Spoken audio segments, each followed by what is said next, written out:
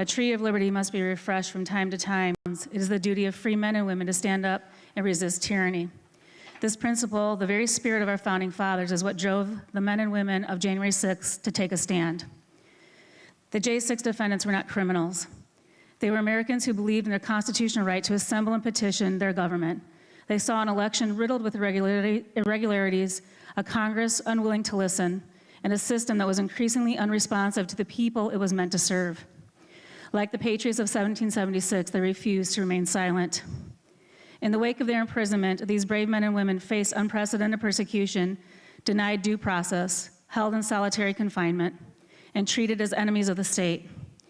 Yet, even in the darkest of times, the resolve did not waver. Every night at 9 p.m., from the cold walls of their cells, they united in their voices in singing the national anthem. It was a testament to their unwavering faith to this country, a beacon of hope that even behind bars, their love for America had not been broken. Please stand with me to sing the national anthem. And this is from the J6ers, and this was put together after President Trump was, there was an attempted assassination on his life.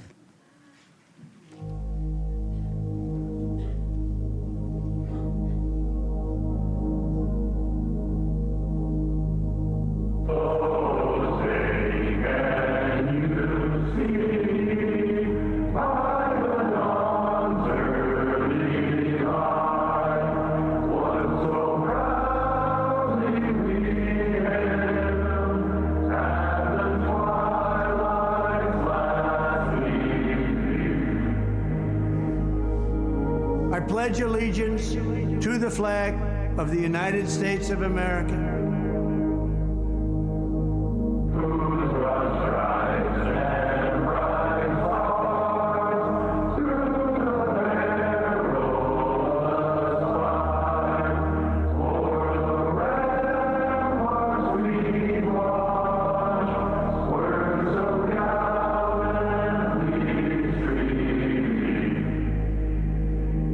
And to the republic for which it stands,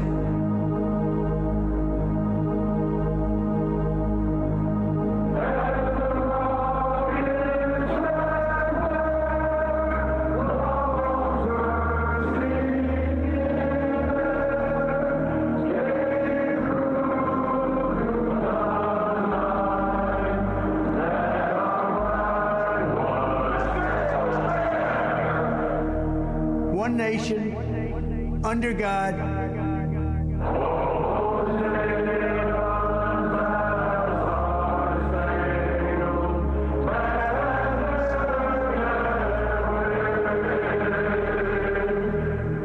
indivisible, with liberty and justice for all.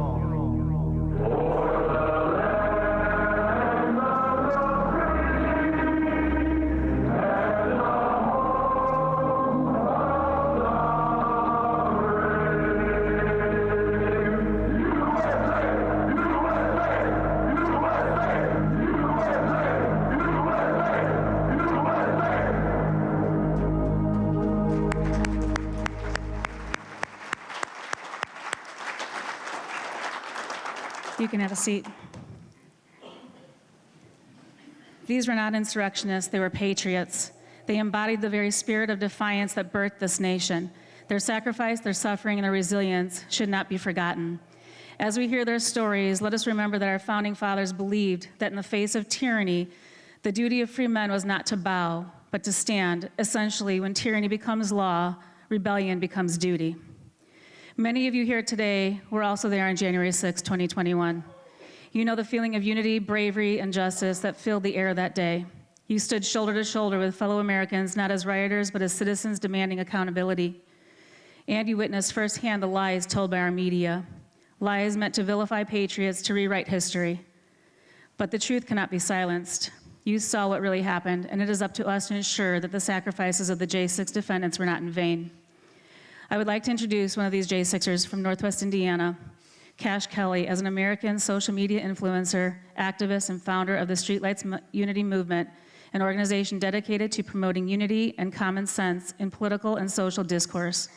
Prior to his activism, Kash was involved in gang activities, but has since transformed his life, becoming a vocal advocate for peace and community cohesion. Cash's transformation was deeply influenced by his faith. He became a Christian and credits his relationship with God for turning his life around. His faith now plays a central role in his advocacy, guiding his mission to bring people together and encourage positive change. On January 6, 2021, Kash participated in the events at the U.S. Capitol, which led to federal charges against him. He was sentenced in November of 2022 to 60 days in prison after pleading guilty to one count of violent and disorderly conduct on Capitol grounds. In January 2025, President Donald J. Trump issued a blanket pardon for all individuals convicted in connection with January 6 events, including Kash. Kash married his wife, Champagne, who is here today with us, on January 10, 2025. He is a proud father and frequently shares content related to his family on social media platforms. Through his personal journey from a troubled past to becoming a family-oriented activist, Kash continues to inspire others by advocating for unity, personal transformation, and the importance of faith and family values. I met Kash at an event a few weeks ago up north. I gave him one of my President Trump buttons with hair. After hearing his testimony, I asked him if he'd be willing to share his testimony here at our church, since we'd been praying for the J6ers all along. He graciously said yes, and I ran it past Pastor Kevin, and here we are today. If you would like to donate to Kash's mission or to put a few dollars towards paying for his gas and lodging to be here today, there will be a basket in the back. It is with great pleasure that I introduce to you Kash Kelly.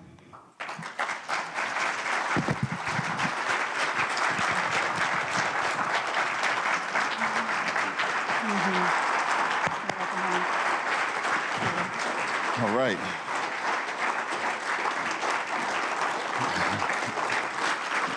Y'all are amazing. I appreciate that. Thank you. I do. You know, it feels good. Let me just say, it feels good to be here with everybody. I was a little nervous about driving down here from Northwest Indiana, not knowing what to expect. So then I decided I'm going to go and watch the Rumble, right? And then when I watched the Rumble, I'm like, oh, this is my type of pastor right here. Okay, these are my people. All right. So it feels good. It feels good to be here. So yeah, a little bit about me. As she told you a little bit of my past. I had 60 days for January 6th, but I served 36 months inside of prison. As a kid growing up where I grew up, I was a Latin king. I was a gangbanger since the time I could hold up a hand sign. And I didn't change that until I was about 21 years old. And at the age of 21, I started my activism in my community. I was kind of like a vigilante. I started beating up gang members that was coming through the neighborhood, trying to get kids to gangbang. And then moving forward, at the age of 28, I was full-fledged into my activism of trying to help the youth. And I got indicted. I got indicted for a drug conspiracy from when I was 18, 19, all the way back to when I was 12, really. They had stuff in there from when I was 12 years old all the way up until me being about 19 years old. So I had to pay for that. So I had this case that I was fighting for them 4 years until when I became political. And how that happened was I was watching Black Lives Matter go through the communities. They was burning stuff down, looting stores. It was chaos. So at the time, I was living in Hammond, Indiana. And in Hammond, Indiana, I don't know if you've ever been through there, but we have an amazing police force. You know, you got some jerks, there's jerking everywhere, you know? But for the most part, they're all good police officers, and you're never gonna hear any accounts of police brutality. So when I seen these people come out to my community and they start standing toe-to-toe with the police officers, and you're not from my community, you don't know these police officers, it upset me because one of the officers, Officer Burgos, he was my dare officer since 2nd grade. He actually impacted me a lot in my life. I seen him and others standing out there getting basically spit on by people that's not from our community, trying to incite our community to violence towards them. So I made a video. The video that I made, I started talking about how ridiculous it was for them to be standing toe-to-toe with a police department who's not a bad police department, and how they're just trying to fuel a divide. The video goes viral. I wasn't aware that it was gonna go viral. I was just talking, I was angry, just ranting to my phone. So it goes viral, and then all these people start messaging me. They say, hey, how do you feel about President Trump? I'm like, oh, he's a racist. And they're like, he's a racist? I wouldn't think that you would say that. I said, well, it says on the news. Not knowing, see, before all of this, at 23, I did a video in Trump Tower. I thought Trump was the man my whole life. I'm like, Trump is dope, you know? But somewhere along the line, my mind switched, and I started to realize, I'm like, hold on, wait a minute.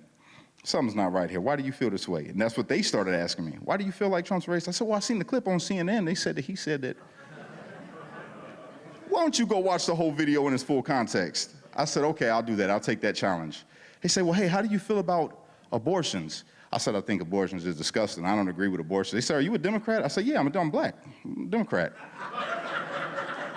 They said, well, how do you feel about abortion? I said, oh man, that's gross. It's detestable. I don't agree with abortions. I'm pro-life. They said, oh, okay, well, how do you feel about capitalism? Oh, capitalism is the best thing smoking, man. You know, I'm a hustler, so I love capitalism. Okay, well, how do you feel about, you know, they start asking me all these questions, and when I give my answer, they say, man, I'm sorry to tell you this, brother, but you're more conservative than me. I said, what? Let me look into this. So I started watching all the videos, all the Trump speeches in their full context, and it blew my mind. So I started the whole defund the media campaign when everybody was yelling, defund the police. So the media been lying to us, like, and it switched. I'm like, dang, I'm over here vilifying a man that I've always thought was real cool. And then I start looking at all these different policies that he's bringing, and I'm saying, yo, he's dope. This dude, he's down to earth. He reminds me of myself in some ways, you know? And I started relating. So then they're inviting me out everywhere. They're asking me questions. They want me to come speak. They want me to come to this Trump rally. They want to fly me over here. And I'm like, okay, yeah, let's do it. And all I did was just be myself and just tell people my story, right? So then I'm viral. 380,000 people watching my page. 256,000 over here and millions of views over here, and it's just all this new, like, fame. I fell into this arrogance about myself at that time, and I didn't realize it, because in my mind, I'm thinking, okay, I'm doing what's right, and I was saying what was true. I was saying what was right, but then I noticed how I started to say the things to polarize people, you know? I started, like, condemning the black community as a whole. I started talking crazy about this person just because they're a Democrat or just because they're a liberal. And I say, you know what? That's just what it's got to be if I want to keep my following. I go to January 6th, and it was amazing. If you've ever been to a Trump rally, it's always family. It's like community. It's people that are all together, and we just having a good time and singing God Bless America. That's how it was on January 6th, until the police came out. The police officers came out with their riot shields. They came out with the pepper ball guns. They started shooting into the crowd. They started throwing flashbangs or concussion grenades into the crowd, and I start screaming at them. Now I'm mad, because I'm still rough around the edges, you know? I'm very mad, and I'm yelling at them. I say, what are y'all doing? There's women out here. There's children out here. There's elderly people out here. What are y'all doing? They didn't want to hear any of that. They just kept on doing what they did. I saw the guy that got shot through the mouth. I don't know if you've seen that video. I was around him when that happened. I seen it. I seen the other guy that dropped and passed away from a heart attack. God bless him and his family. And I was enraged, like everybody else, you know. And I didn't commit any violent acts that day. And I just want to clear up something for everybody that's here. The people that I was locked up with didn't commit violent acts that weren't warranted self-defense. They all paint this picture that we were violent, we was there to overthrow the government, and we were insurrectionists. Couldn't be further from the truth. We were there just simply to protest and exercise our First Amendment right. That was it. And we were punished for it. I ended up going to prison. I almost fell for the trick again with the media, all right? So I'm sitting in jail. I had to turn myself in January of 2021, January 14th, I believe. And I'm sitting there and I'm watching the news. And I'm seeing that they're saying all these white supremacists, all these white supremacists. And I'm like, dang. And then I seen myself on the news, and they said, these white supremacists. I said, hold on. I'm not a white supremacist. Had to look in the mirror for a second. I'm like, wait a minute.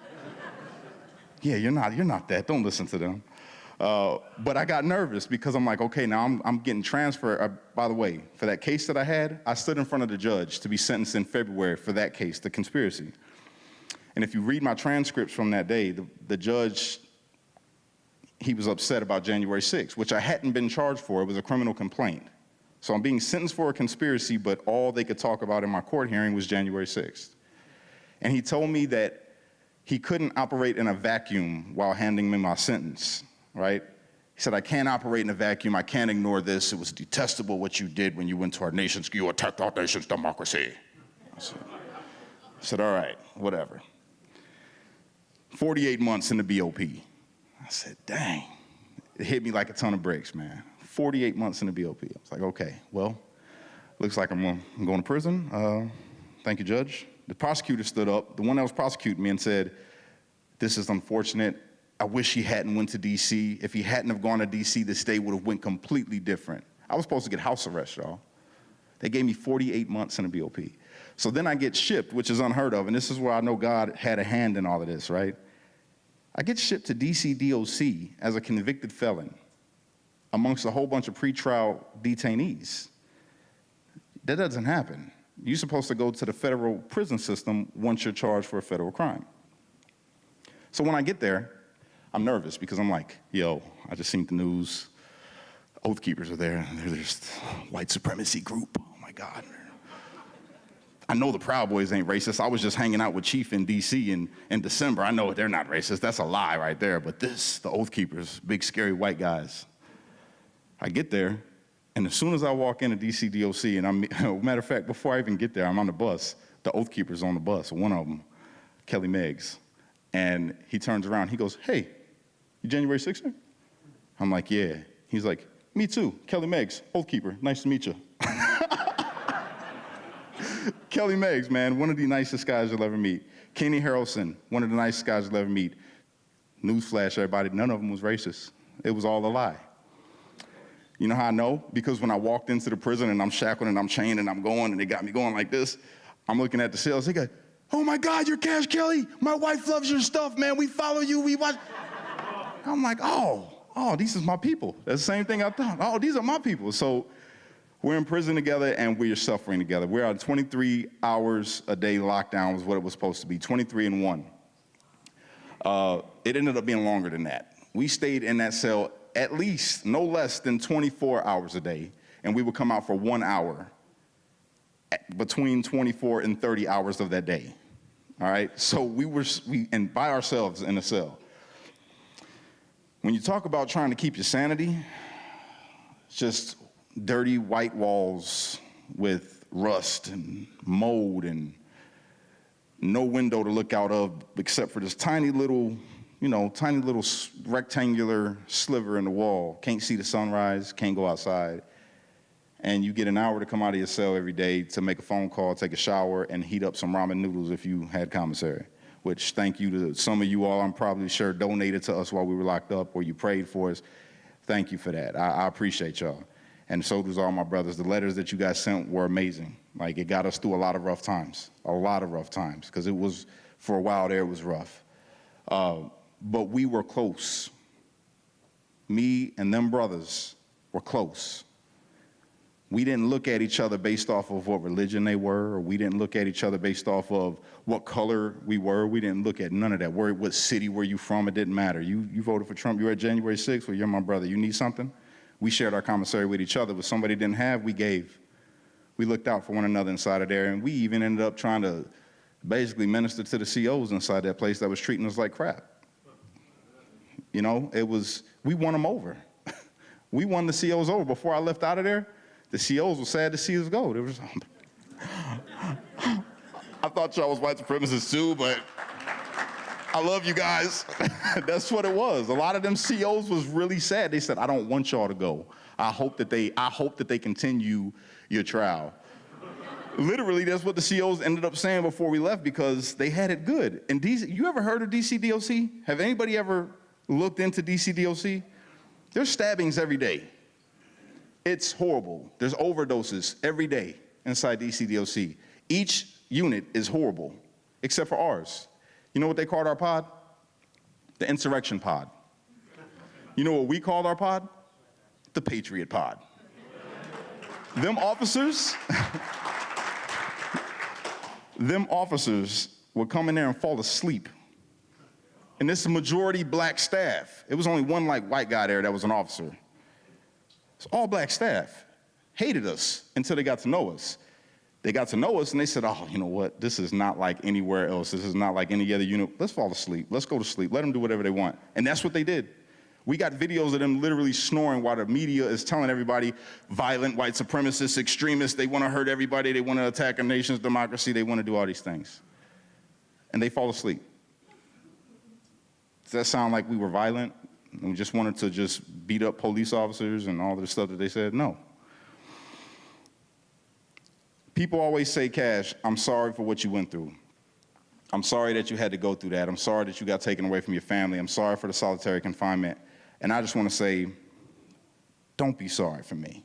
Because if I had not gone through what I went through, if me and them men hadn't gone through what we went through, America would have never been put on notice about the corruption that take place by our DOJ, the BOP, these politicians that'll sit up on the news and lie to your face and feed you propaganda. And the reason I'm proud that I got to serve with them men inside of that prison is God gave me a unique experience being literally the only black guy that was in there with them. I got to come home and let everybody know that they lied on them. These was military men that served honorably in our nation's forces. These were ex-police officers. These were fathers, sons, men that run into tornadoes and natural disasters to help people. Ryan Nichols, Jeffrey McKillop, 3 Bronze Stars, Kelly Meggs, grandfather, Kenny Harrelson, husband, father, great man, Shane Jenkins, Scott Fairlamb, all these different names, Tim Hale, all these different people. They told y'all that they were racist, white supremacists, horrible people. God put me there, I feel, to be able to come out here with my background. Y'all know I'm not going for no white supremacy. Everyone knows that. You can't pay me to get along with it. So God put me in that position to be able to come home and say, yo, they lied on them. They lied on them. They're good men.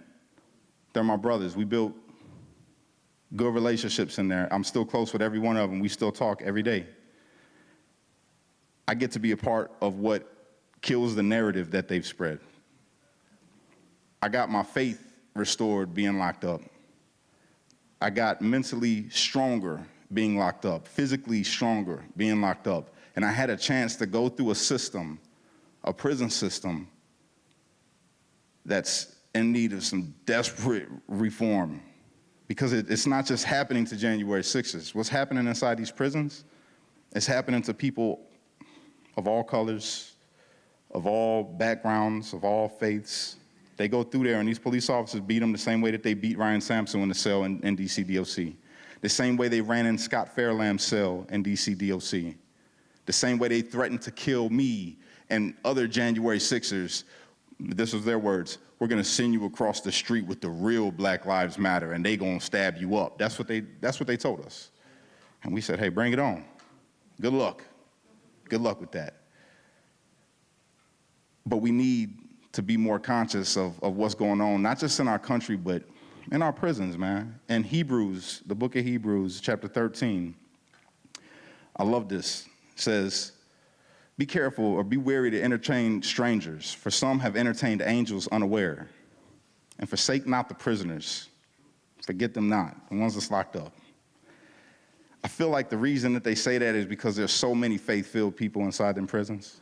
They've got mistakes that they've made the same way that I do. That's why I can't judge nobody, and I don't. I won't judge nobody. I don't care where they're at. I don't care what they're doing. I'm not here to judge. I'm here to tell the truth, and I'm here to let my light shine. And that light being the Holy Spirit, letting Christ shine through me.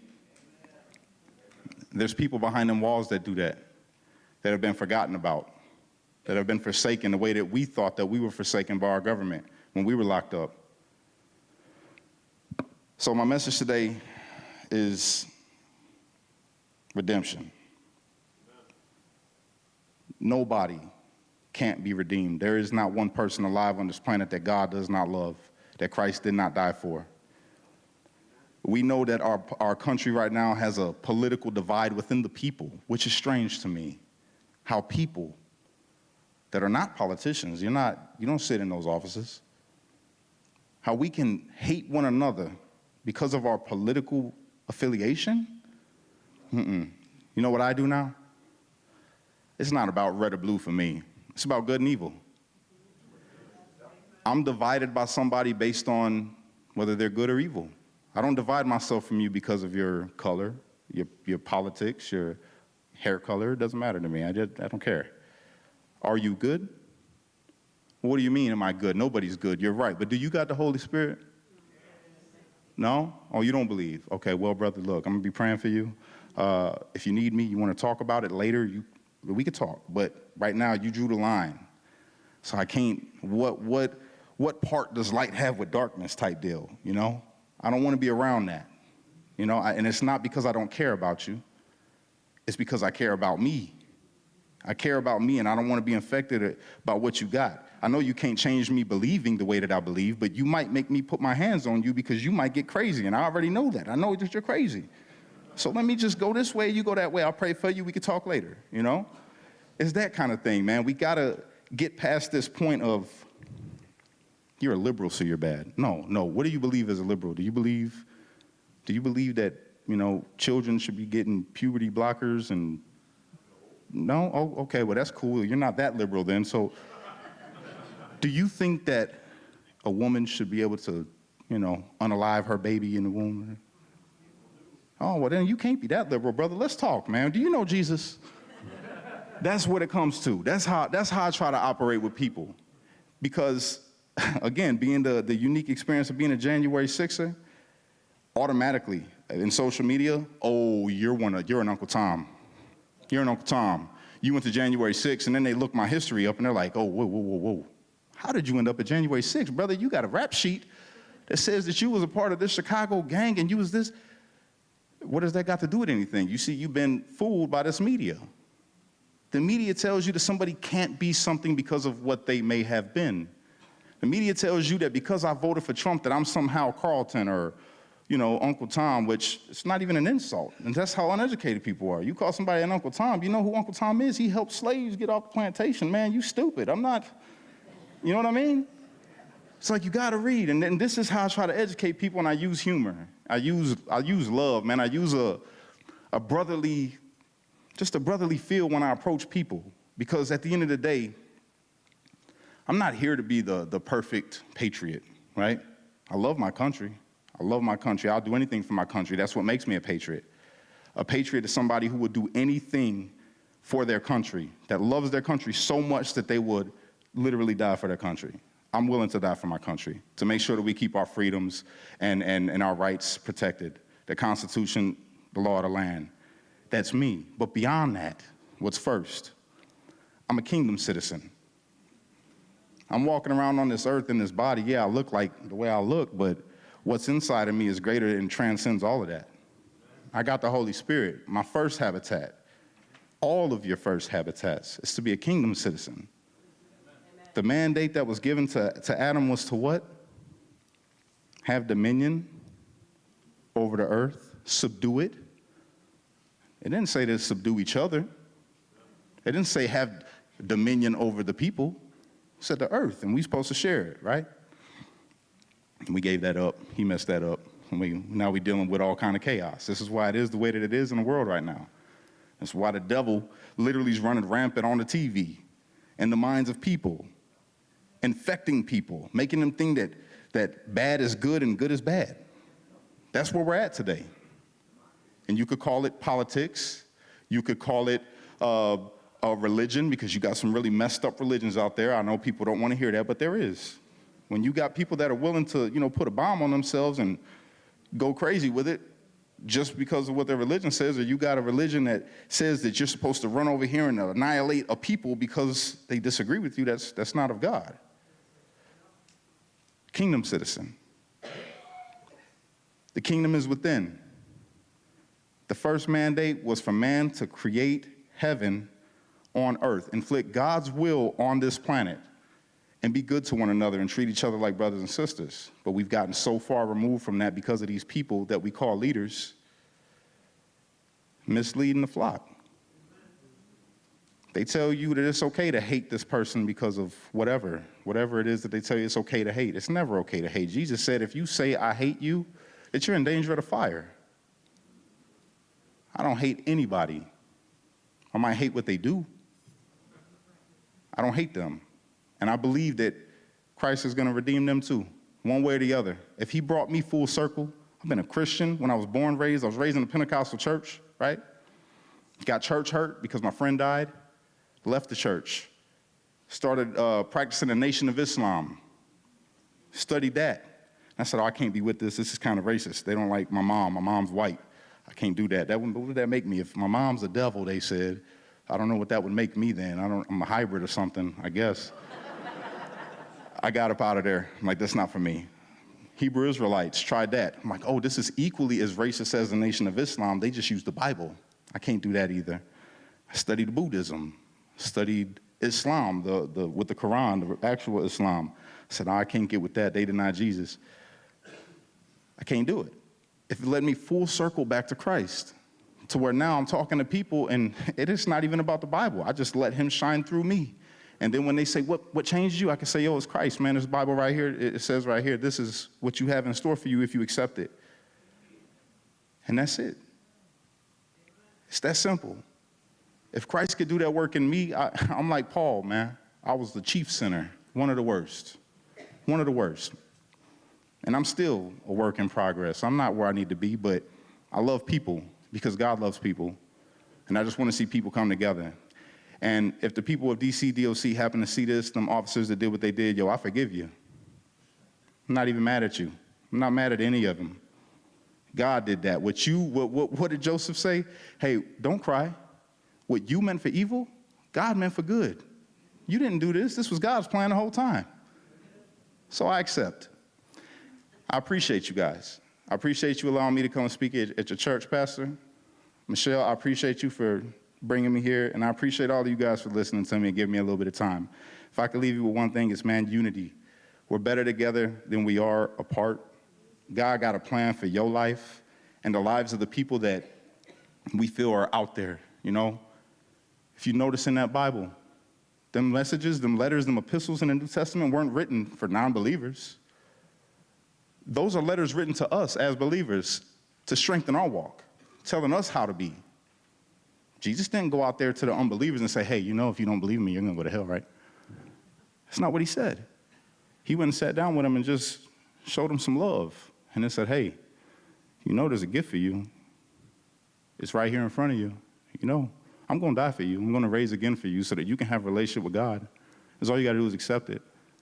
Thief on the cross next to him. Horrible person, I'm sure. He's on the cross, so he had to do something bad, you know?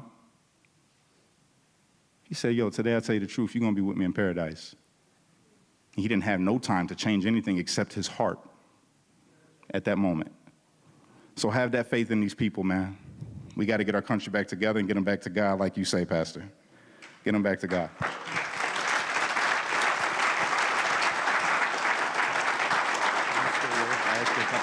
Yes, sir.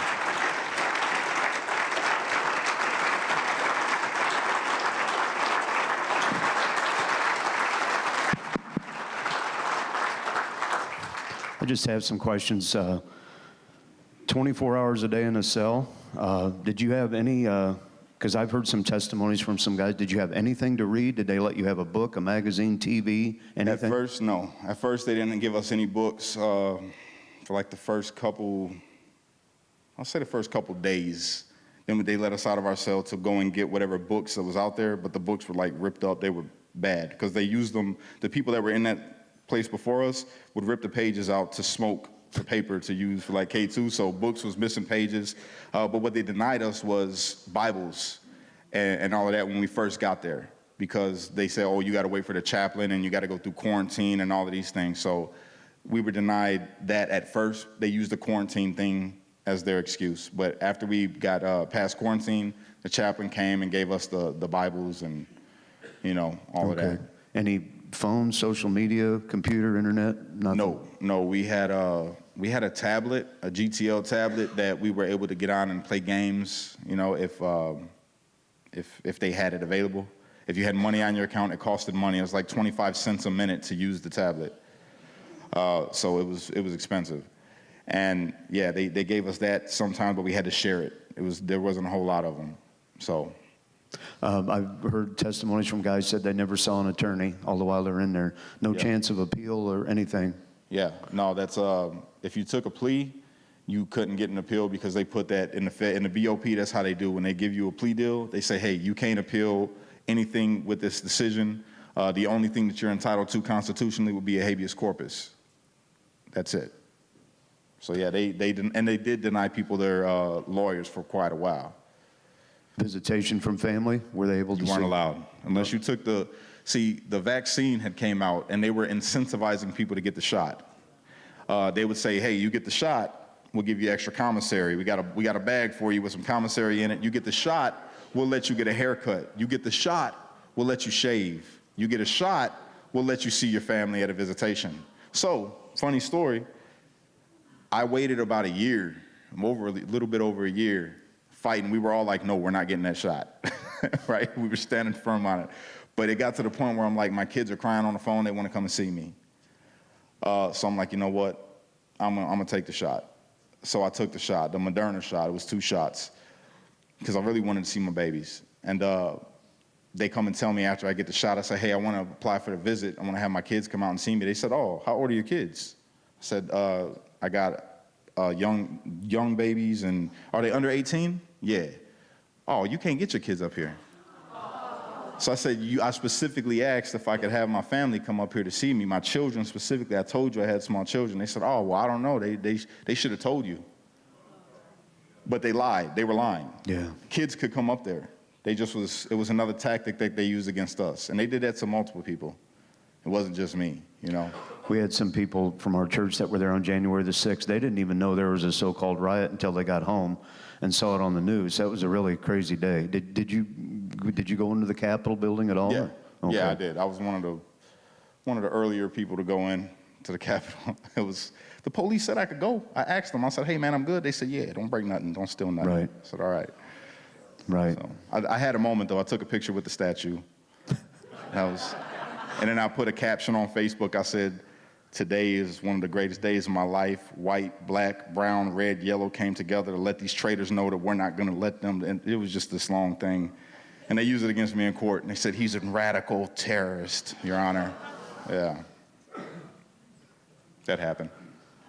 So when you're there in your wake at 4 o'clock in the morning in a steel cell, what's the devil do to your mind? Depending on who you are. I mean, for me, I prayed a lot, right? And I would write. I sing. I sing and I rap and I write poetry. So I wrote a song. All these brothers was going through it, and they was losing it. Some brothers was thinking about suicide. So I'm like, you know what? I wrote a poem at first, and I was like, I'm just going to read it to the brothers, you know, when I get the chance. And then it became a song. Can I sing it? Yeah. Excuse my voice, you guys. I'm a little scratchy. It says, when I'm at the height of a mountain, or my lowest of lows, I look to you, the maker of my broken soul. So when the world sees me as hopeless, condemns me for my crimes, I'm thankful, God, I'm so grateful you gave me this time to say, forgive me, give me your grace, give me your mercy. God, please help me to change. You're who I need. God, help me be one who stays upon your path and never leaves.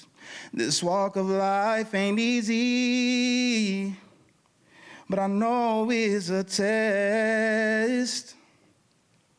And nothing this world can offer beats what comes next. So they can take all my possessions, every single thing I own. Still I'm thankful, God, I'm so grateful for life in these bones. 'Cause you forgive me, give me your grace, give me your mercy. God, you help me to change. You're who I need. God, help me be one who stays upon your path and never leaves. No, no. Yeah, one who stays upon your path and never leaves. And a couple of the brothers cried when I sang it to them. Yeah, it's like, thank you.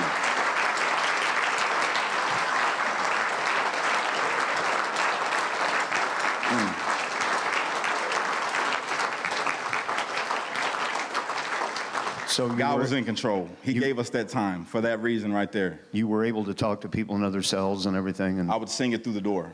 okay. Sing it through the door, and it would echo, because the acoustics in there were pretty good. It probably, I think it sounded better in there than it did right here, you know? Just the last question, how did Champagne come into this whole thing? How did you meet her? Oh, me and Champagne have 4 children together. Okay. Yeah, we have 4 children together. My beautiful wife, me and her been together a while.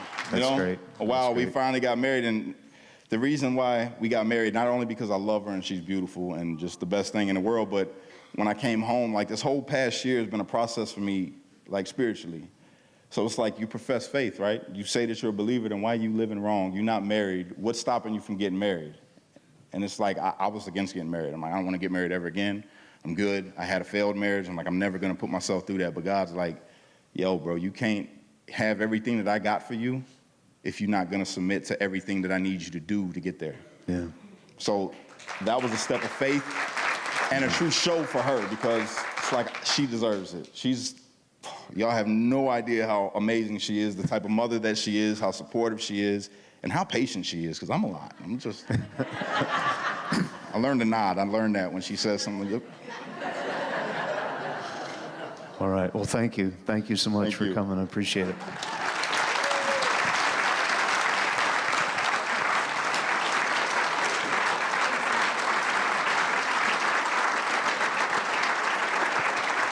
Thank you. We just have a little something for you here. Sorry, I should have been more prepared. Anybody have a knife? Ooh, I love this church. Thank you. oh, wow. So, thank you for No, coming thank you. today. I Thank you appreciate for you. standing in your faith. And as Pastor Kevin always says every week, if anybody here needs to come to Jesus and find the Lord, please come forward this morning after service. Thank you so much. Thank you. Let me have a hug. Thank you.